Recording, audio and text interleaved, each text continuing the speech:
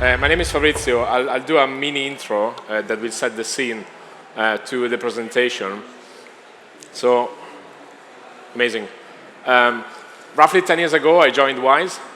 At the time, we were called TransferWise. There was the meeting room in Shoreditch where I pitched to the founder the idea of building landing pages and to build calculators for our company. Our funders wasn't so excited. Actually, he labeled that as a S ... idea. They can just Google the exchange rates. Why do we need to do this? 10 years later, a lot of things have happened. Wise went public. We became Wise from TransferWise. We have millions of visits, according to SEMrush. Eventually, we serve consumer businesses and enterprise company. Today, though, what I would like to talk about is what we started roughly 10 years ago with regards to building products and SEO.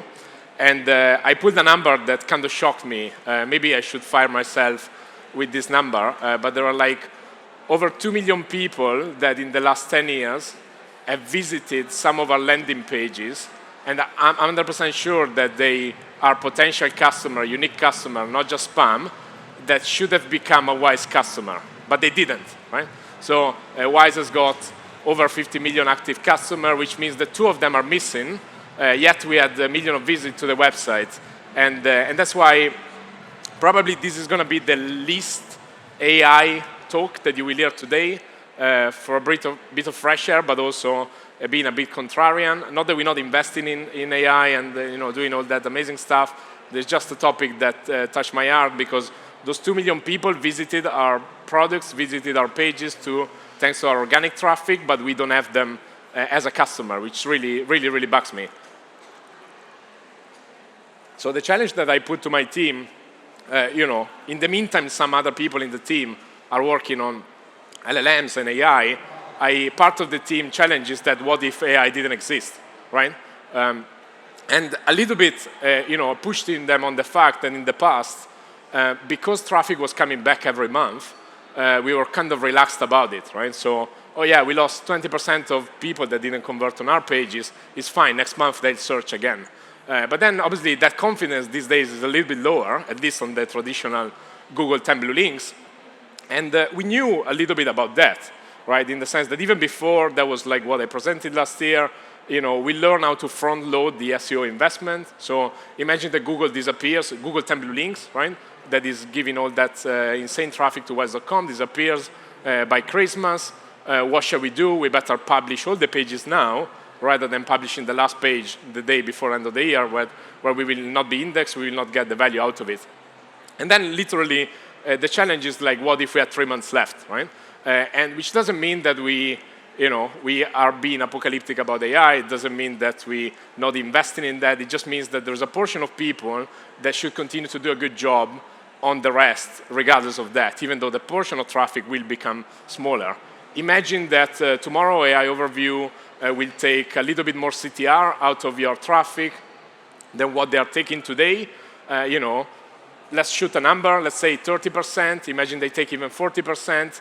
I'm still missing 1.5 million customers in the last 10 years that didn't become Wise customer, and it really bugs me, right?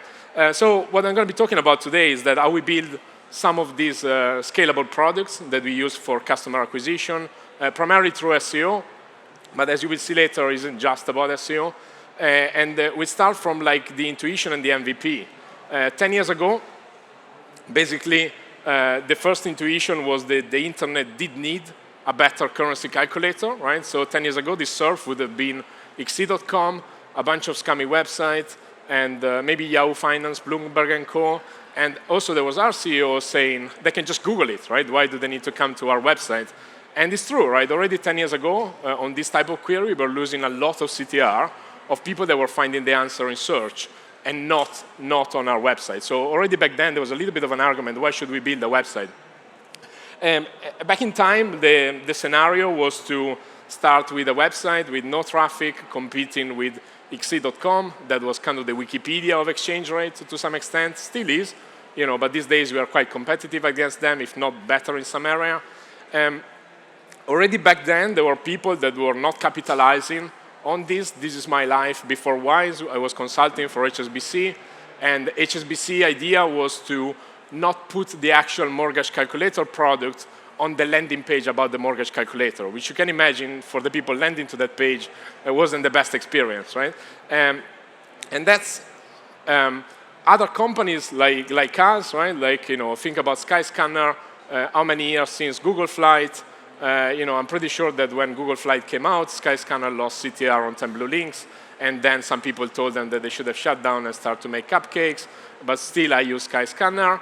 And actually it's even more dramatic because that Google Flight is on, after 4 ad slots, right? So by the time you get to actual Skyscanner website, it takes quite a bit, right? And that's a little bit what we try to categorize as MVP when we decide to launch a product that we capitalize on acquisition.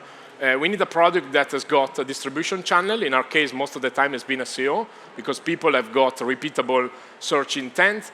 We need a product that is not something that our core product team builds, right? So this is not Wise, money transfer or currency exchange app. Is some adjacent product that we have built and add value to our customer. It's powered by data, it's scalable, and obviously if Wise didn't exist, it would have been a good product for customer out there. And that's roughly what guides the decision between deciding to go after one area or not. The second bit is probably what some people came here to learn from, which is the SEO part, right? Like, obviously, in our case, scaling the traffic to, for instance, our currency calculator or some of the other directories that we have, it was like a very methodical SEO exercise, right? Because I'm not saying that we didn't get our core about it. Actually, we have the finest technical SEO people to do it, right? So you can check, 8,000 plus currency pair. We do it in multiple languages. We do it in multiple countries. You can do a lot of combination of what rates you want to check. And this kind of drives traffic to the pages.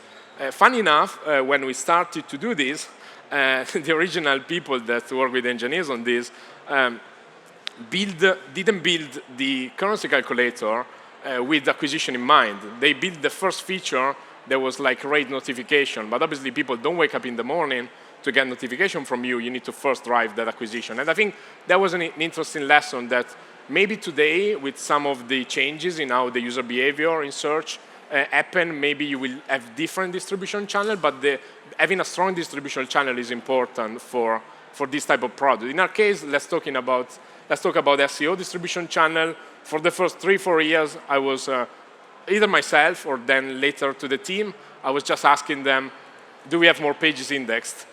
When are we going to build more pages? When is the next page coming live? Because obviously when you start from 0 pages on a website to become a large web portal, what if it could become as big as Yahoo Finance tomorrow, rather than taking 50 years about it, right? And as you can see, the spike, at some point, the traffic in light green was catching up with pages, so I'm saying, amazing. Is it good to invest in engineering time to build more pages to get more traffic? At some point, this game, though, it kind of runs over, right? In the sense that a little bit you get people coming to knock at the door and saying, hey, where are the customers, right? We have more pages, more traffic, but also at some point, how much more pages can you build, right? And we are lucky that we are in an industry where those repeatable intent are a lot. Maybe in other industry, there is a bit less.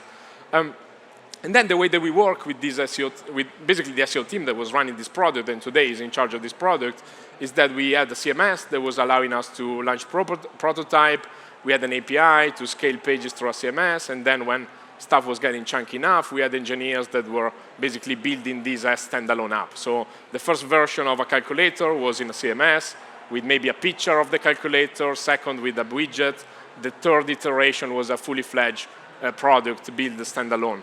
And then what we learned as well is that in the meantime that we were doing SEO, and that's something that I think sometimes the people that do SEO miss the trick, is that we wanted to build already back then the best calculator even for what we were not doing as a company. Because it's very easy to say, hey, Wise at the time was doing conversion from pound to euro.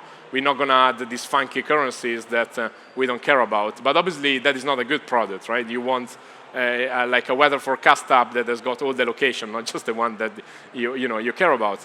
And this area basically is the part of the team and the effort that we do in basically scaling SEO. We got really obsessed about crawling, and to date, we'll talk about this a bit later as well. We really got obsessed about like internal link structure, building pages, the way we use parameter, right? So you can imagine this part as take the finest technical SEO, give them unlimited engineers, which are never unlimited, right? There's always those few guys, and then make them build as much pages and scale within that as possible. If that happens, as I showed you in the slide before, you will start scaling traffic, right? Like in the scenario that your vertical has got these repeatable intents with some of the calculator or other type of programmatic pages.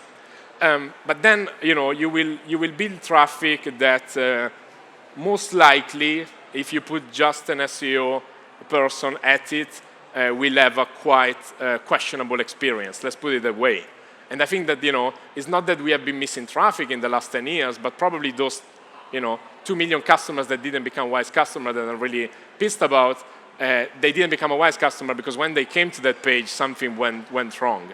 And it was not long ago, like 2018 was already 2-3 years into it. We had sentences like, are you overpaying your bank? Which, I mean, I'm not a native British person, but I don't know what it means. So imagine to someone who is a customer, right? So as you can see, before we got to what you see today when you go on wise.com, there have been a lot of iteration.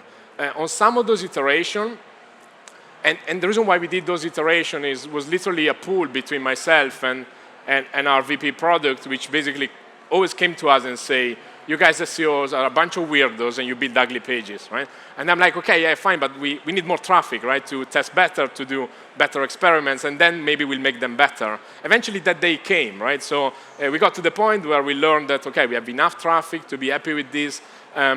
We have to be really obsessed about explaining the customer that the exchange rate that they see with their bank is not the exchange rate that they see on Google, right?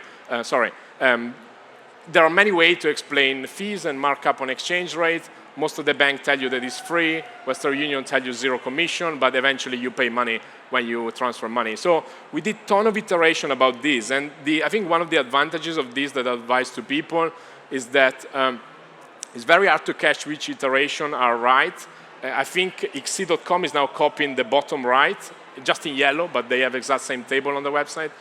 Sometimes it's hard to catch the one that is good, but the process of learning what that customer understands on the page, I think has been quite fundamental. And when it comes to reevaluating as well, like 10 years ago, there were sections of that page that I was like, oh yeah, we shouldn't care about it. Maybe it doesn't help internal linking. We don't feel that customer are needing these features. 10 years later, Wise has got 5 more products. We have different audiences. So there's a constant reevaluation of what a page should be, as opposed to saying, okay, we rank really well, there's a ton of traffic, that's about it, right? Because that's exactly why we lost a bunch of people. To the point that these days, this process is not run just by us in terms of like having an SEO acting as a product manager, but we have like an entire product team that works on some of these products that we have, and literally they treat these as any other kind of product that we develop at Wise, obviously with SEO in mind. And the key part that probably differentiated this initiative from an SEO standpoint from like the other editorial work that we do. We write a ton of content on a blog, we explain customers how to relocate, how to do a bunch of things, but it's the aspect of having engineering in the team is what over time give us ability, especially to the technical people, to scale experiences, to run better experiments, as opposed to waiting months for ticket to get done, which kind of slow down quite a lot your learning. So this has been our biggest learning in that area, and I think it's an activity that in the first 3 years, I was literally pushing back for doing any of these in a serious way, because I was like, hey, I just want more traffic. But then now that we are sitting on more traffic, I value this type of work significantly more. One is that because we cannot keep driving more traffic, at some point, that's about it. The other aspect is that we're spending time to build some of these, so we might as well build it well. And also the ability that we have now to experiment, maybe because we have built that traffic, is so good that we are more creative with what we want to experiment. And ultimately, the biggest challenge, right, like we have engineers dedicated to this, which is maybe a luxury, but also we don't have unlimited engineering time because stuff breaks and there's always stuff to do, is basically deciding each quarter, shall we bet on a new product or shall we bet or should we improve what we have? And this is a very tough fight because if you don't start something today. It's like your side project on the weekends. You'll never build that company. But then, starting those side projects maybe is a distraction against your main job. The fourth area is basically what probably becomes more relevant in the world of AI. Again, if I go back to my team and tell them, we have 3 months left of 10 blue link and people clicking from Google, what you're going to do? That's where over the years we have been, way more creative about basically the risk in the main acquisition channel of that product. So it could be that your acquisition channel for a product is actually not SEO. It could be customer telling their friends. It could be other reason why that product or that feature set gets introduced to them. One thing that we maybe slept early days is that we were counting on the traffic to come back again. So imagine that you check how much is the pound today, pound to euro exchange rate, and then tomorrow we don't want you to install an app, we don't want you to come straight to us, we'll put you back in the lottery, or whether we're going to rank on Google, and then hopefully you will find our website again. And this is like pretty stupid, right? It doesn't take a genius to understand. I think most companies get it, but I think actually doing it is harder, because on the other side, there is still the old me that was saying, hey, can we not get a bit more traffic? So even though we don't retain all these people, it's going to be fine. That's what we do today. Today, we have, like, on top of the existing Wise app that we have, our team has built a parallel app, which is purely for acquisition, right? Where you can find exchange rate, you can find price comparison, you can find a lot of stuff that you wouldn't find on Wise main app. And this is because the core product team would never treat this seriously. They care about building payment infrastructure. They care about building our core product, but they don't want to put engineering time. They don't want to build product that just will help acquiring more customers. And we do this on multiple fronts. We do this on separate apps. We do this on the web real estate that we have available through partnership or not, right? So this is not just a widget that we build to get a couple of links from website. In fact, I don't care if they link to us or not, but we want Wise currency experience to be on every website that is our partner. We want Wise currency experience to be on every website that potentially has got customers that are in market for us. And the other bit is the aspect of API. This is probably the most AI-related nudge that I will give you. The data that we have in those products, so most of these products are powered by data, or at least there is some element of repeat intents that are data-led. That data, over time, is becoming available to our partners or to other people through API as well. One data point is that on some of the section of our website, we have seen a massive spike of crawl from not the OpenAI bot, but from the ChatGPT user, which is basically you going to ChatGPT and then them querying a bunch of pages to find you the answer. And as you can imagine, that's I assume the reason why some people like Expedia, Zillow, and Co. in US are maybe integrating directly with API. Maybe we don't want to tank our server with ChatGPT trying to get what the exchange rate today. We might give them an API, and over time, the data being accessible that way. In that situation, my suggestion is also, and the data behind the products that we do is something that in the past we disregarded a little bit, right? In the past, we were not as fussy about, is the data that we have behind this product the best one possible? We just need a page that ranks in Google, but these days, the work on the API is quite extreme.